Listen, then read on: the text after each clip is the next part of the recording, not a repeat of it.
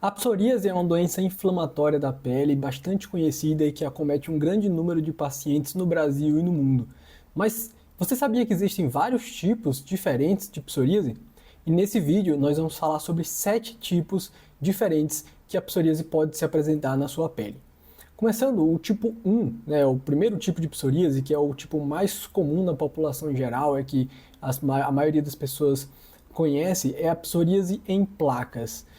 Essa forma de psoríase em placas é a mais comum, que se apresenta com aquelas placas eritematosas, ou seja, grandes elevações na pele vermelhas com uma descamação branca, aderida. Alguns autores descrevem como argênticas, porque elas são prateadas, de cor prata, assim, geralmente muito aderidas, localizadas principalmente nos cotovelos, nos joelhos e no tronco. Então, é o que a gente acaba tratando na maioria dos nossos pacientes, porque é o que é o mais comum no dia a dia. Mas existem outros tipos de psoríase. O segundo tipo é o que a gente chama de psoríase ungueal. Então é importante a gente saber que a psoríase ela acaba acometendo as unhas, e daí o nome psoríase ungueal. Ela pode estar associada à psoríase em placas ou ela pode se apresentar isoladamente. Isso ocorre mais raramente, mas é possível. Então, em alguns pacientes, a gente vai avaliar que existe apenas a alteração nas unhas sem ter o acometimento cutâneo, ou seja, o acometimento da pele. E como que pode se apresentar a psoríase ungueal? De diversas formas. As mais características, então, são os pitchings ungueais, que são pequenas depressões nas unhas dos pacientes, mas pode ter também mancha em óleo, são manchas mais amareladas nas unhas, onicólise, que significa descolamento das unhas do leito ungueal. O paciente pode ter o que a gente chama de hemorragia em estilhaço, que são pequenos sangramentos na região subungueal, ou seja, abaixo da unha, que se apresenta com pequenas manchinhas avermelhadas, que também pode estar presente na psoríase. Às vezes pode ser apenas um espessamento ungueal, a gente chama isso de hiperqueratose subungueal, ou seja, a unha fica mais espessa. Lembrando que nenhum desses achados ele faz o diagnóstico de psoríase, a gente precisa avaliar como um todo o paciente, porque outras doenças podem levar a essas alterações nas unhas dos pacientes, tá? Outro tipo de psoríase é a psoríase gutata, Então vamos explicar aqui. Como a gente falou, a psoríase em placas, que é a mais comum, se apresenta como aquelas grandes placas avermelhadas. No caso aqui da psoríase gutata, a gente vai ter pequenas bolinhas vermelhas recobertas por uma escama branca. Em vez de ela fazer aquelas grandes lesões em placas, essa aqui faz várias bolinhas menores. Esse tipo de psoríase, psoríase gutata ou psoríase gotada, em gotas, é mais comum numa faixa etária mais jovem, ou seja, pacientes mais jovens, crianças, adolescentes, e muitas vezes ocorre após algum tipo de infecção. Na maioria das vezes, pós-infecção por estreptococcus, na maioria das vezes uma faringoamidalite, ou seja, uma infecção de garganta. O paciente tem essa infecção e depois de alguns dias desencadeia esse quadro de psoríase gutata. Ela tende a ter um melhor prognóstico, muitas vezes ela desaparece depois do tratamento, mas em alguns casos ela pode ser permanente e com o desenvolver ela pode evoluir para a psoríase em placas, e começar a surgir várias placas avermelhadas, tá? Então essa é uma outra forma aí importante da gente saber. Outras formas agora menos comuns de psoríase. A gente tem o que a gente chama de psoríase invertida. Então, de novo, lembrando da psoríase em placas, aquelas placas eritematosas, elas se localizam mais, como eu falei, nos cotovelos e nos joelhos.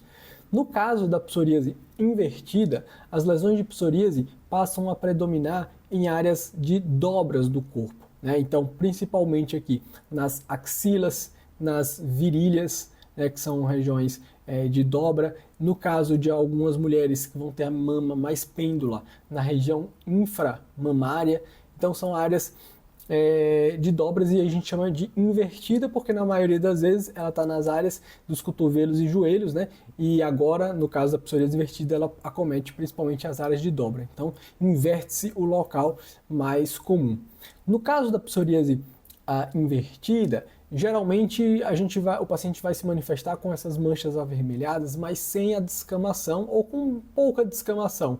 A gente não espera encontrar aquelas escamas muito grossas que são características da psoríase, principalmente porque como são áreas de atrito, áreas que há uma maior produção de suor, a lesão fica mais úmida ali e não acaba tendo uma quantidade tão grande de escama. E o diagnóstico aqui é mais complicado, né? Se não for um dermatologista muito bem treinado, ou um médico treinado para fazer esse diagnóstico, muitas vezes o paciente recebe o diagnóstico de algum tipo de micose, por exemplo, né? E demora até receber o diagnóstico correto da psoríase. Então é um tipo para ficar ligado aí, né? Inclusive se você tem esse tipo de lesão, né, vale a pena conversar com seu médico se não está melhorando, falar, doutor, será que não é uma psoríase invertida aqui? Vale a pena a fazer uma avaliação melhor nesse sentido. Outro tipo de psoríase que eu queria chamar aqui, né, o quinto tipo de psoríase, é a psoríase genital. E sim, é possível a psoríase acometer a região genital.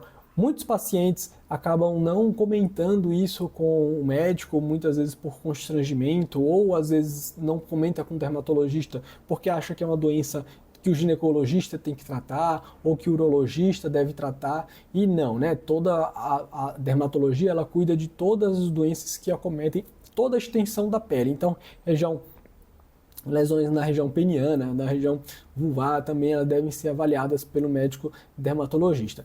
Então, no caso da psoríase genital, por causar um desconforto intenso ao paciente, na maioria das vezes a gente lança a mão de tratamentos como, por exemplo, com o uso de imunobiológico, né, as famosas vacinas aí para o tratamento da psoríase, ou tratamento sistêmico, como o metotrexato, por exemplo, mas a gente geralmente tende a ser um pouco mais agressivo nesses casos por conta do sintoma e da qualidade de vida do paciente. Outro tipo de psoríase que a gente precisa conhecer é a psoríase pustulosa, né? O sexto tipo de psoríase que a gente está falando aqui. No caso aqui dos pacientes com psoríase pustulosa, ele se manifesta com a presença de pústulas. E o que são pústulas? Pústulas são pequenas coleções de pus na pele do paciente, né? Isso pode se apresentar com um quadro generalizado, a gente chama de pustulose, psoríase pustulosa generalizada, ou pode, no caso aí o paciente vai ter pústulas por todo o corpo, ou pode ser mais localizada, por exemplo na mão, ou numa perna, num braço, uma psoríase pustulosa mais localizada. A psoríase pustulosa generalizada costuma ser um quadro mais agressivo, podendo inclusive levar o paciente a óbito. Então precisa fazer uma avaliação e um diagnóstico muito precoce para evitar que haja uma progressão mais grave desse paciente. E os médicos estão acostumados a pensar, se eu estou vendo pus, né, na pele do paciente, esse paciente ele tem uma doença infecciosa, ele deve estar aqui com a bactéria, então eu vou dar antibiótico para ele. E no caso aqui, a gente precisa então de um dermatologista bom, bem treinado, para saber que nem toda pústula é sinônimo de infecção bacteriana. Pode ser alguma outra doença, no caso aqui da psoríase, que não é infecciosa, que a gente precisa tratar não com antibiótico, mas com um imunobiológico. Nesse caso, a gente utiliza então vacinas também, imunobiológicos, para o tratamento desses quadros que são mais graves. E por último, o nosso sétimo tipo de psoríase é a psoríase eritrodérmica. Nesse caso, o paciente tem o que a gente chama de eritrodermia, que é vermelhidão e descamação que ocupa mais de 90% da superfície corpórea. Ou seja, o paciente está todo vermelho, com descamação, com a pele completamente inflamada. E como a pele está muito inflamada, não é só a pele que vai sofrer as consequências, né? Então a pele é um órgão super importante para manter o equilíbrio do corpo, e quando ela está toda inflamada, todo o organismo vai sofrer. Então se o paciente, por exemplo, tiver insuficiência cardíaca, né, um problema de coração, ele pode descompensar. Se ele não estiver bem nutrido, ele pode começar a ficar mais desnutrido, perder peso. Então é um quadro mais grave também, que vai precisar do uso de tratamentos mais agressivos, como é o caso de imunobiológicos, mais assertivos, né? Como o caso de imunobiológicos e pomadas, tratamentos tópicos não vão funcionar. Lembrando que a gente evita ao máximo utilizar corticoides sistêmicos, como prednisona, dexametasona, betametasona, por via oral ou intramuscular. Para os pacientes com psoríase, a gente sempre prefere utilizar aí imunobiológicos, tá bom? Então, aqui foram os nossos 7 tipos de psoríase. Se você tiver alguma dúvida, deixe nos comentários, que eu vou ter o maior prazer em te responder pessoalmente, tá? Então, um forte abraço e até o próximo vídeo.